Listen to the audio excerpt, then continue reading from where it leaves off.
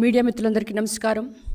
ఈరోజు TDP spokes పర్సన్గా నాకు అవకాశం ఇచ్చిన మన హానరబుల్ సీఎం శ్రీ నారా చంద్రబాబు నాయుడు గారికి, IT and education minister Shri Nara Lokesh గారికి మొట్టమొదటిగా నా హృదయపూర్వక నమస్కారాలు. గత 3 రోజుల నుంచి టీవీల్లో ఒకటే మాదిరిగా వైసీపీ నేతలు, నాయకులు, మాజీ ఎమ్మెల్యేలు, మాజీ మినిస్టర్స్ అండ్ బొత్స సత్యనారాయణ గారు, ఎండోన్మెంట్ మినిస్టర్ కొట్టు సత్యనారాయణ గారు రకరకాలుగా టీడీపీ గురించి చాలా తప్పుడు ప్రచారాలు చేస్తున్నారని, 100 రోజులు ఈ పాలనలో ఎలాంటి సక్సెస్ లేక డైవర్ట్ పాలిటిక్స్కి వీళ్ళు తెరదీస్తున్నారని, మరి ఈ పవిత్రమైన లడ్డు మీద రాజకీయాలు చేస్తే దేవుణ్ణి అడ్డు పెట్టుకుంటే శిక్ష తప్పదని చాలా రకాలుగా మరి కామెంట్ చేస్తున్నారు. ఈరోజు వీళ్ళందరికీ కూడా కౌంటర్ ఇవ్వడానికి నేను ఇక్కడ రావటం జరిగింది. మీరు 100 రోజుల పాలన గురించి కామెంట్ చేస్తున్నారు. నేను కూడా వైసీపీ ఎమ్మెల్యేగా ఉన్నాను. మన 100 రోజుల పాలనలో జగనన్న గారు ఏం చేశారండి? ఈ యొక్క 100 రోజుల పాలనలో 3 నెలల్లో జగన్ గారు చేసింది 250 రూపాయలు పెన్షన్ పెంచడం తప్పితే చేసింది శూన్యం. ఆయన చెప్పే మాటలు కోటలు దాటుతాయి కానీ చేతలు మాత్రం గడప దాటవు. ఎప్పుడు కూడా ఒకే మాట అంటుంటారు, మనది మాటల ప్రభుత్వం కాదు చేతల ప్రభుత్వం అని. మరి మీరు చేసింది ఏంటి? ఈరోజు ఈ యొక్క చిట్టా ఉంది. 6 నెలల్లో మీరేం చేశారు? రాజన్న బడి అని, రైతు భరోసా అని, తర్వాత రైతు దినోత్సవం అని రకరకాల వాగ్దానాలు చేశారు. కానీ చేసింది మాత్రం శూన్యం. మీరు ఇచ్చిందల్లా పెన్షన్ 250 రూపాయలు మాత్రమే. అయితే ఈరోజు నేను గర్వంగా చెప్పగలను, చంద్రబాబు నాయుడు గారు అంటే ఎన్డీఏ ప్రభుత్వం 100 రోజుల్లో 100 పథకాలు, అభివృద్ధి, సంక్షేమ కార్యక్రమాలు జరిగినని మాత్రం నేను గట్టిగా చెప్పగలను. ఎందుకంటే గత ప్రభుత్వంలో మరి ముఖ్యంగా ఇక చెప్పాలంటే వైసీపీ నాయకులు వాళ్ళు చేసిన అరాజకాలు, అక్రమాలు, ల్యాండ్, శాండ్, మైన్, వైన్ ఇలా అన్నిట్లోనూ డీపీటీ పథకం ద్వారా దోచుకో, పంచుకో, తినుకో అనే పథకాలే చేశారు తప్పితే వైసీపీ ప్రభుత్వం అంటే స్కామ్ ప్రభుత్వం అని అందరికి కూడా జగమెరిగిన సత్యం.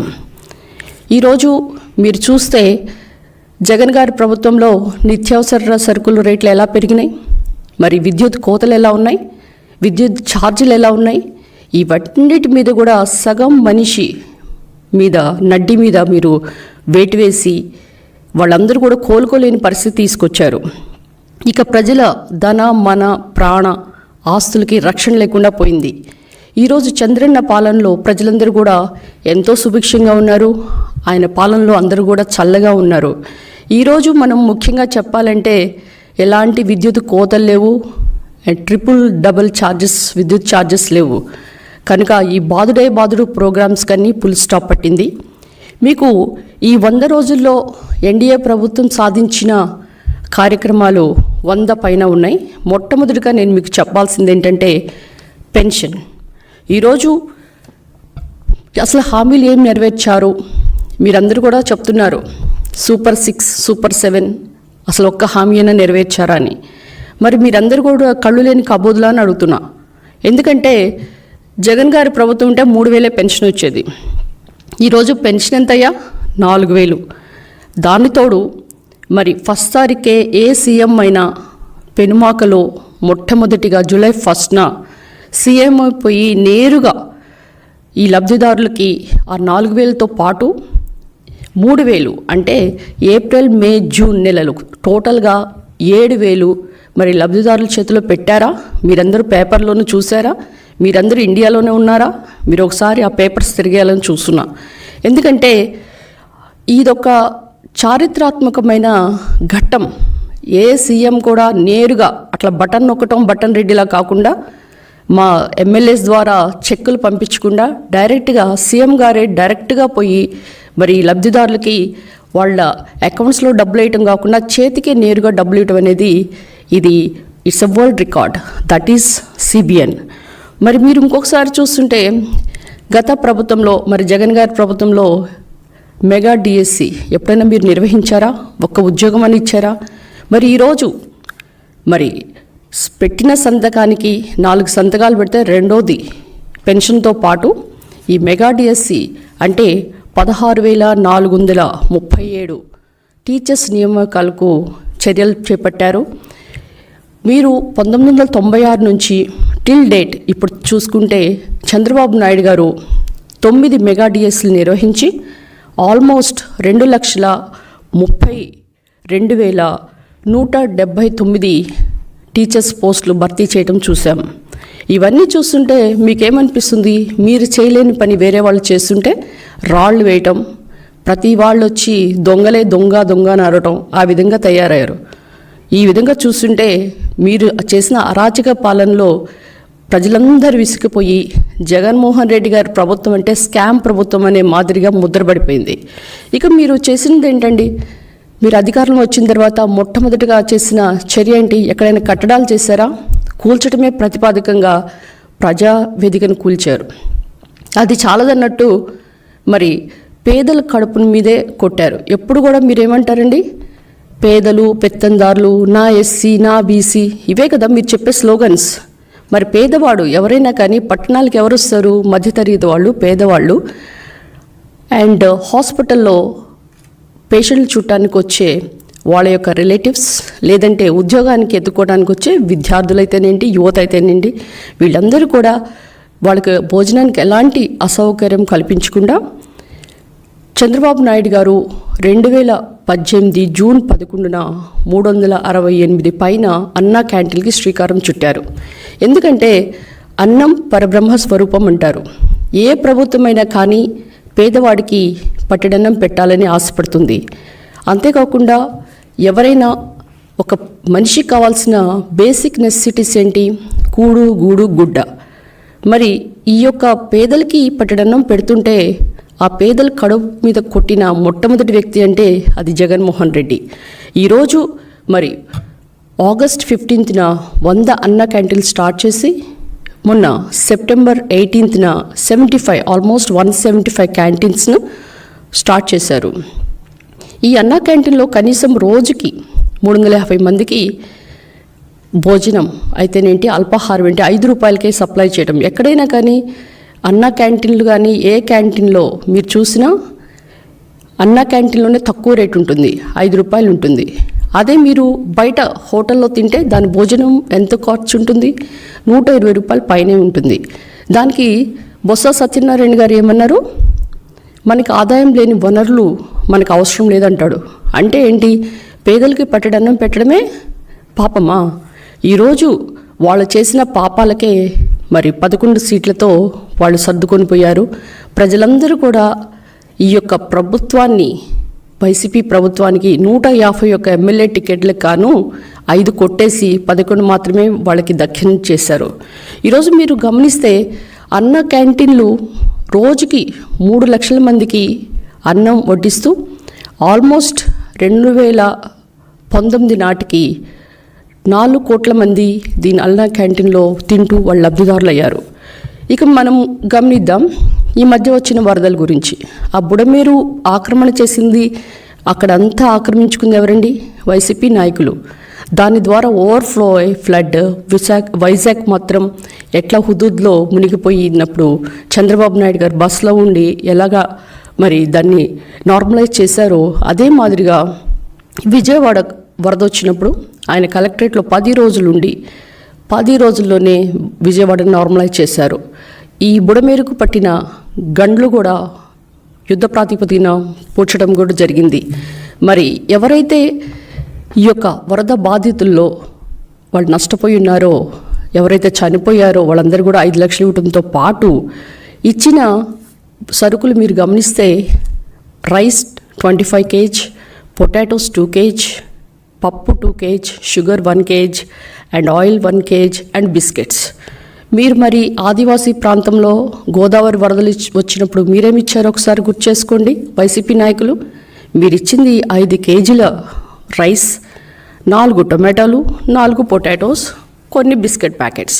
దీనికే చాలా ఆర్భాటం చేశారు.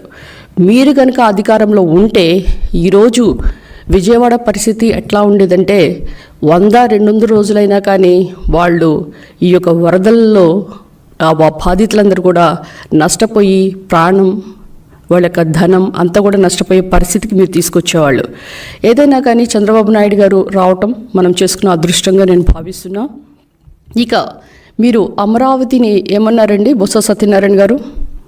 అసలు మీరు టీవీలోనే కనిపిస్తేనే జనాలు దడుచుకునే పరిస్థితి. అమరావతి రైతులు ఎప్పుడు చూసినా అమరావతి అంటే మీ యొక్క మాజీ మినిస్టర్స్ అందరూ కూడా అదొక శ్మశానం, 10 అడుగులు తోడితే నీళ్ళు వస్తాయి, వరదలు వస్తే మునిగిపోతాయి అని రకరకాలుగా ప్రచారం చేశారే. మరి చంద్రబాబు నాయుడు గారు కేంద్రంతో ఎన్డీఏ కూటమి ప్రభుత్వం మూలంగా ఈరోజు అమరావతికి 15,000 కోట్ల రూపాయలు మంజూరవటం, అంతేకాకుండా పోలవరంకి 12,500 కోట్లు మరి కేంద్రం నుంచి మంజూరు చేయగలిగారు.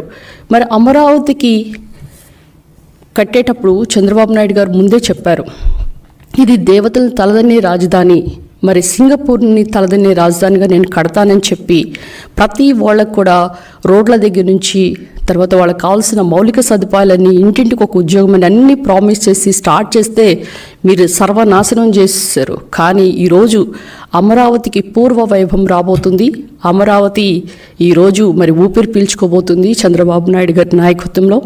మరి అమరావతి రైతులకి కౌలు 400 కోట్లు ఇమ్మీడియట్గా జారీ చేయటం అంటే చాలా సంతోషం వేస్తుంది. ఎందుకంటే నేను ఎమ్మెల్యేగా ఉన్నప్పుడు 6 నెలలు 7 నెలలు అయినా కానీ జగనన్న గారు కొంచెం కౌలు వేయండి మా వాళ్ళు అడుగుతున్నారు రైతులని చెప్తున్నా కానీ ఎప్పుడో వాళ్ళకి బుద్ధి పుట్టినప్పుడు ఎప్పుడో ఒకసారి 6-7 నెలలకో 8 నెలలకో వేసేవాళ్ళు.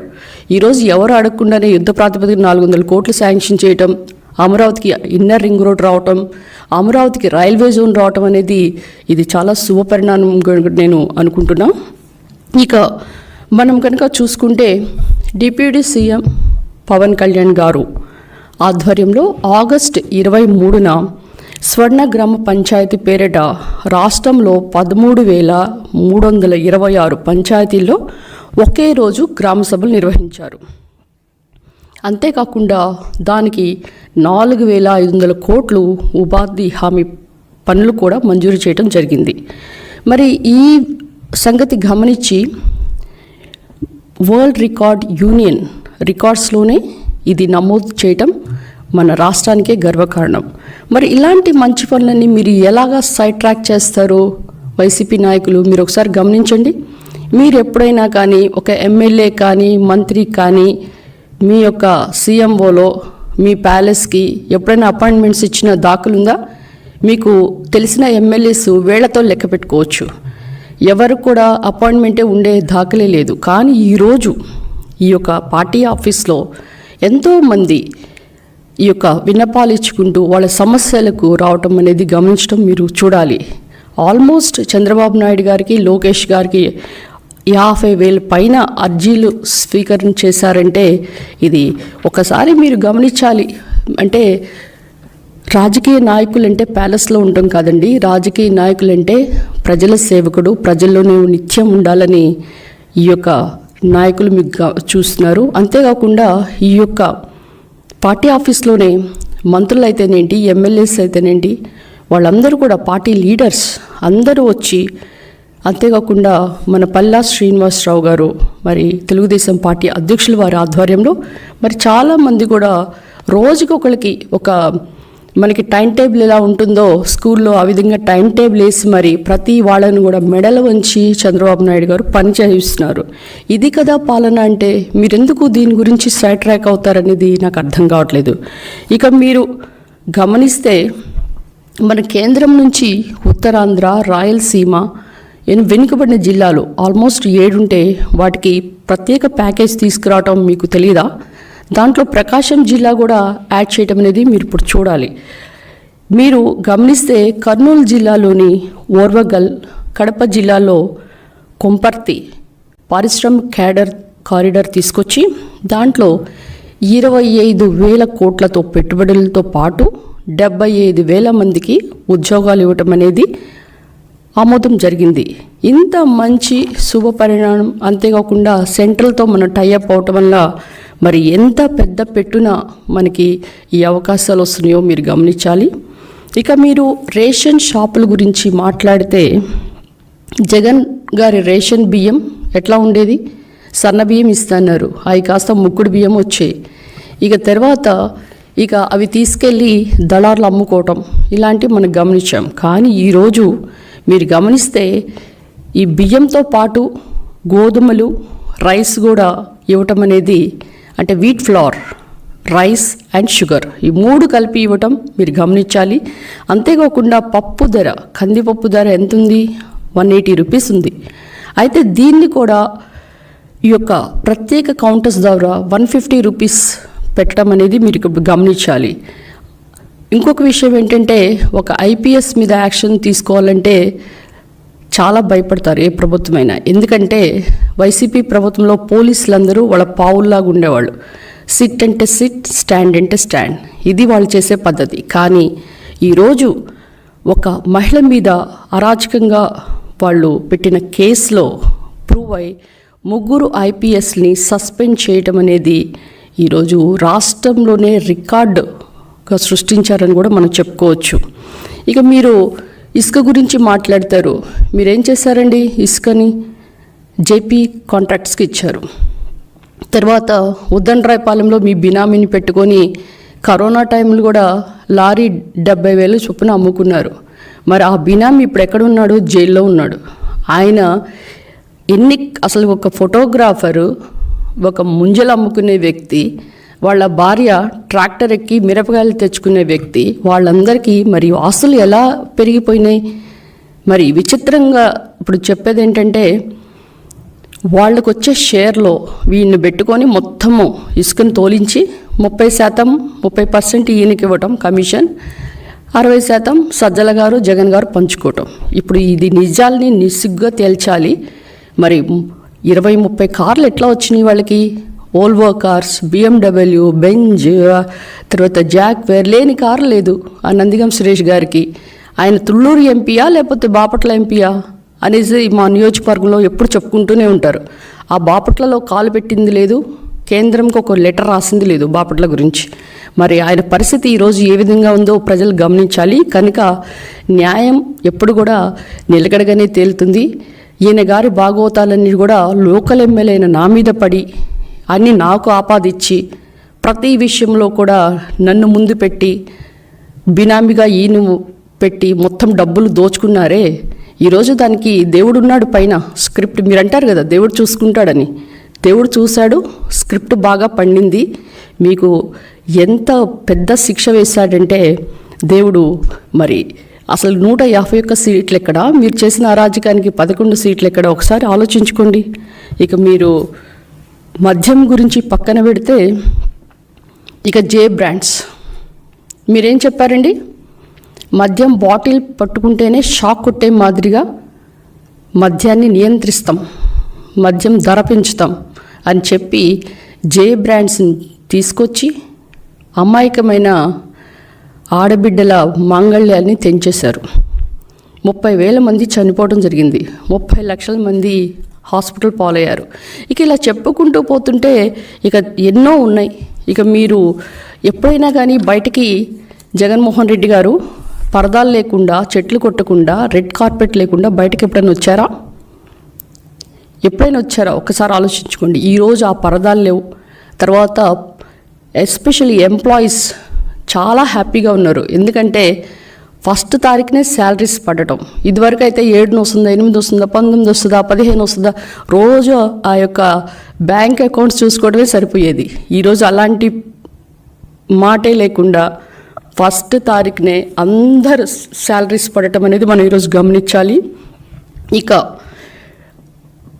పట్టాదార్ పాస్బుక్, అది జగన్మోహన్ రెడ్డి గారి బొమ్మతో కాదండి, రాజముద్రతో వస్తుంది. ఒక క్యూఆర్ కోడ్ ఉంటుంది. దాన్ని కనుక మీరు స్కాన్ చేస్తే మీ యొక్క సరిహద్దుల దగ్గర నుంచి ప్రతి ఒక్కటి కూడా మీ డీటెయిల్స్ బాగా వస్తాయి. ఇక ల్యాండ్ టైటిలింగ్ యాక్ట్ కూడా రద్దు చేసి ప్రజల ఆస్తిని రక్షించాం. ఇక ఇలా చెప్పుకుంటూ పోతుంటే ఇదిగోండి చూడండి, ఆల్మోస్ట్ 100 అభివృద్ధి సంక్షేమ కార్యక్రమాలు. మీకు ఎవరికైనా డౌట్ ఉంటే వచ్చి తీసుకోండి. మీరు కూర్చుందాం, నేను కూర్చుంటా, నాడు నేడు అంటారు కదా మీరు. గత ప్రభుత్వంలో ఈ 100 రోజులు మీరేం చేశారు? ఈ ప్రభుత్వంలో 100 రోజులు ఈ 100 అభివృద్ధి సంక్షేమ కార్యక్రమం నిజమా కాదా? మరి మనందరం కూర్చొని చర్చిద్దాం. ఎందుకంటే మీరు చాలా బాగా చేతల ప్రభుత్వం అంటారు కదా, ఏం చేశారో కూడా మనం కూర్చొని మాట్లాడదాం. ఎందుకంటే టైం ఎక్కడ చెప్తారు, ప్లేస్ ఏంటి, మీరు ఇక్కడికి వస్తారా, మేము రావాలా, పెట్టండి, డిబేట్ పెట్టండి. అంతేగాని మీరు చేసిన అరాజకాలకి, మీరు చేసిన అక్రమాలకి, మీరు చేసిన 5 సంవత్సరాల స్కామ్కి కనీసం దేవుణ్ణన్నా వదిలేస్తారనుకున్నాం. కానీ ఈరోజు తిరుమల పవిత్రతను మీరు భ్రష్టు పట్టించారు. అంతేకాకుండా మీకు అసలుకి, మీకు మీ కుటుంబానికి హిందూ మతం పట్ల ఏమైనా విశ్వాసం ఉందా? మరి ఈ 5 ఏళ్లలో మీరు చేసిన స్కామ్లు అన్ని రంగాల్లోనే కాకుండా ఇంకా తిరుమల పవిత్రమైన మహాప్రసాదాన్ని కూడా భ్రష్టు పట్టించారు. హిందువుల మనోభావాలు దెబ్బతిన్నాయి. నేను ఇప్పుడు ఆంధ్రవేలో వస్తుంటే అక్కడ బీజేపీ మోర్చా వాళ్ళు మీ యొక్క ప్యాలెస్ ముందు ధర్నా చేస్తున్నారు. ఈ ధర్నాలు ఇక్కడే కాదండి, భోపాల్, హైదరాబాద్. అసలు హిందువులు అనేవాళ్ళు అసలు ఏంటి, వీళ్ళు ఈ విధంగా ఇంత నికృష్టంగా ఉంటారా? ఎవరైనా దోచుకో, తినుకో, పంచుకో అంటే ఒక మాదిరిగా చేస్తారేమో అనుకుంటాం. కానీ దేవుడు ప్రసాదం ఈ లడ్డూలో కూడా ఇంత నాణ్యత లేకుండా, అంతేకాకుండా యానిమల్ ఫ్యాట్. మీరంటారు, ఈరోజు నేను ఒక స్క్రోలింగ్లో చూశాను, సజ్జల గారు అంటారు అసలు యానిమల్ ఫ్యాట్ అని మెన్షన్ చేయలేదు అని. ఇదిగోండి ఈ రిపోర్ట్ మీరు చూడండి. ఇది ఎవరిచ్చిన రిపోర్ట్? ఇప్పుడు సొంతగా చంద్రబాబు నాయుడు గారు ల్యాబ్ నుంచి రాలేదండి. This has been given by NDDB, that means National Dairy Development Board, which is of a very this has a very high quality, and the report has a very flexibility and then గుర్తింపు కలిగిన lab ఇది. ఈ ల్యాబ్కి sample 8వ తారీఖున 8/7 తీసుకుంటే మనకి 16/7 కల్లా రిపోర్ట్ వచ్చింది. ఇందులో ఏం మెన్షన్ చేశారు? ఇందులో మీరు చూసుకుంటే yes value equation for its suspected adulterants. What is that? That soya bean, sunflower, olive oil and wheat, maize, cottonseed, fish oil and palm oil, coconut oil and beef tallow and fig fat. What you see here, they have written it's a lard. What is lard? Lard means ఎవరికి తెలియదు అనుకుంటున్నారా? ఇది lord కాదండి, LARD, lord. That means lard is a semi-solid white fat substance. It is extracted by the pig. So దీన్ని ఈ animal fat ఉందని కూడా చెప్తే మీరు ఎక్కడ లేదు, రిపోర్ట్లో ఎక్కడ లేదు అని చెప్తుంటే ఈ రిపోర్ట్ మీకు పంపిస్తాం, వచ్చి తీసుకోండి, మీకు కూడా అవైలబుల్ ఉంటుంది కదా. మళ్ళీ ఇంకొకటి మీరు గమనించాల్సింది ఏంటంటే ఎస్ వాల్యూ ఎంత ఉండాలండి? ఆల్మోస్ట్ 95.68 నుంచి 104.32 మధ్య ఉండాలి. కానీ ఎస్ వాల్యూ ఎంత ఉంది? 20.32 ఉంది. అంటే అర్థం ఏంటి? దీంట్లో జంతువుల క్రొవ్వు కలిగిందని ల్యాబ్ నిర్ధారించింది. మరి దీన్ని పట్టుకొని కూడా, ల్యాబ్ రిపోర్ట్స్ని పట్టుకొని కూడా మీరు ఇది అసత్యం, ఇది నిందలేస్తున్నారు అని రకరకాలుగా మీరు వక్రీకరించి మాట్లాడుతుంటే ఇంకా మీరు ల్యాబ్ని కూడా నమ్మకపోతే ఇంకా ఎవరు నమ్ముతారండి? మీరు ఇక ఈ AR ఫుడ్స్ సప్లై చేసిన గీనే పంపించాం. ఈ గీ కూడా almost they told it is of vegetable oils, beef tallow, then palm oil and fig fat అని.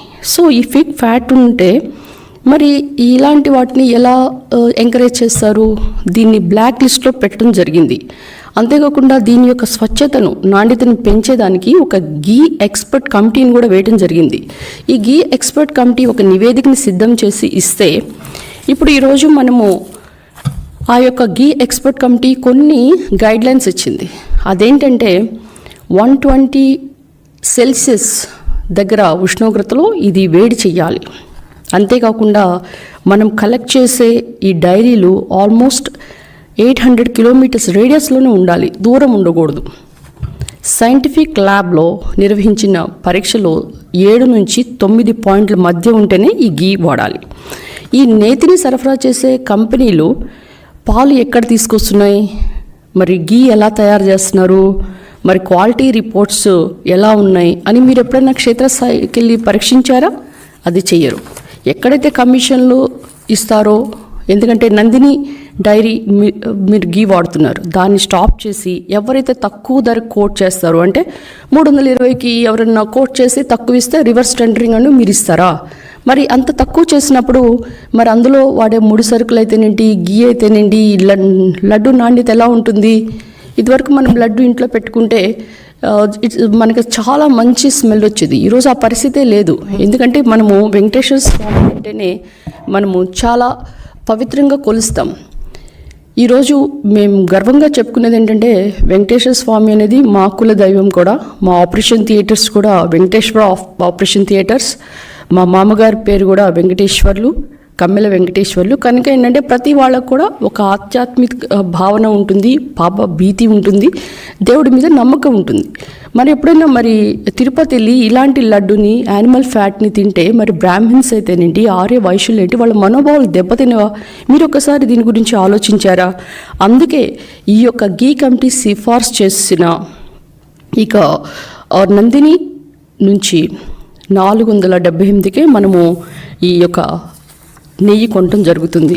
ఇక మీరు గమనిస్తే టీటీడీ పవిత్రత ఏదైతే ఉందో ఈ కూటమి ప్రభుత్వం కట్టుబడింది. స్వామివారి ప్రసాదాల్లో నాణ్యత పెంచేందుకు, టీటీడీ పవిత్రను కాపాడేందుకు కూటమి చర్యలు వడివడిగిన ముందుకెళ్ళింది. ఈ లడ్డూ తయారీ అంటే పోర్టు వర్కర్స్ 769 మంది ఉండాల్సి వస్తే మీరు వాళ్ళని అపాయింట్ చేశారా? చేయటానికి యంత్రాలు ఉన్నాయా? లేకపోతే వాళ్ళు ఎలా చేస్తున్నారు అని మీరు ఎప్పుడైనా గమనించారా? మరి ఈ పోర్టు వర్కర్ల సంఖ్యను పెంచి, అంటే అది కూడా అవుట్ సోర్సింగ్లో వాళ్ళు రిక్రూట్మెంట్ చేయటం, అంతేకాకుండా కమిషన్లకి కక్కుర్తి పడకుండా నెయ్యి కొనుగోలు అంటే గీ ఎక్స్పర్ట్స్ ఎవరైతే చెప్పారో వాళ్ళకే టెండర్స్ ఇవ్వటం, ఏదైతే L1గా వచ్చిన ఈ యొక్క AR ఫుడ్స్ని బ్లాక్ లిస్ట్లో పెట్టి మనము ఈ సెన్సరీ ప్యానెల్స్ అంటే ఆల్మోస్ట్ 20 మెంబర్స్తో ఈ సెన్సరీ ప్యానెల్ని ఒక ఏర్పాటు చేసి వీళ్ళందరూ కూడా central food technology research institute వారి చేత మైసూర్లో శిక్షణ ఇప్పించి వాళ్ళు ప్రతి శాంపిల్ని కూడా పరీక్షించే మాదిరిగా ఆ శాంపిల్లో కనీసం 7 నుంచి 9 పాయింట్స్ ఉంటేనే మనం గీ వాడాలని మనం నిర్ణయించుకున్నాం. అంతేకాకుండా ఈ యొక్క గీ ఎక్కడైతే ఉత్పత్తి చేస్తున్నారో అక్కడ నిపుణులు వెళ్ళి పరిశీలిస్తారు. మరి ఈ యొక్క ఈ మధ్యంతర టెండర్లు ఇప్పుడు పిలిచారు, కానీ త్వరితగతిన ఈ నిపుణుల సలహా మేరకు మరి టెండర్స్ పారదర్శకంగా పిలిచి ఎంపిక జరుగుతుంది. ఎందుకంటే మనకి రోజుకి 15,000 లీటర్స్ నెయ్యి అవసరం అవుతుంది. అంటే దీని ఖర్చు 200 కోట్లు. కనుక శ్రీవారి లడ్డు అంటే ప్రసాదంలో వాడే నెయ్యి నాణ్యత కలిగి ఉండాలని మరొకసారి అందరూ కూడా భక్తుల యొక్క రిక్వెస్ట్ ప్రకారం ఇవి చేయటం జరుగుతుంది. ఇక మీరు ఈ యొక్క 5 ఏళ్ల పాలనలో జగన్మోహన్ రెడ్డి గారు ఏ విధంగా మీరు ఒకసారి ఈ తిరుమల తిరుపతి దేవస్థానం మీద మీరు శ్రద్ధ పెట్టారో ఆలోచించండి. మీరు టీటీడీని ఆదాయ వనరుగా వాడుకోలేదా? మీరు అన్నదానాల్లో ముడి సరుకులు ఏదైతే కల్తీ సరుకులు వాడారో అని తెలియటానికి ఈ యొక్క తరిగొండ వెంగమాంబ సత్రమే నిదర్శనం. దీన్ని చాలామంది దేశం మొత్తం కూడా ఈ యొక్క సంఘటనని చూశారు. కనుక ఇది కొత్త కాదు, మీరు ముందు కూడా ఇలాంటి చేశారని కూడా మీకు ఒకసారి గుర్తు చేస్తున్నా. మీరు